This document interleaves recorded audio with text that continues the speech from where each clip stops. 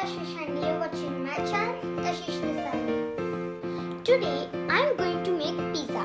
As we all are getting bored due to quarantine, I decided to help my mother in the kitchen to make some pizza. So for making the pizza, we need tomatoes, capsicum, onion, pizza sauce and cheese. So first you have to spread the pizza sauce on the pizza bread.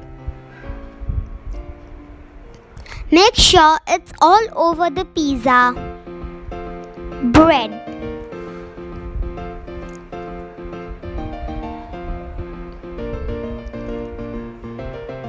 Let's move ahead. Now sprinkle some onions on the pizza. Make sure they're small enough. Tomatoes are next. Then capsicums.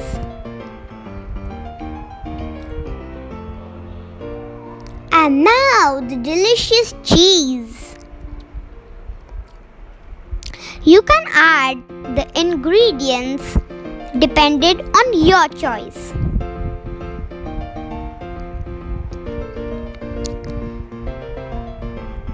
Next, put the pizza on the pan.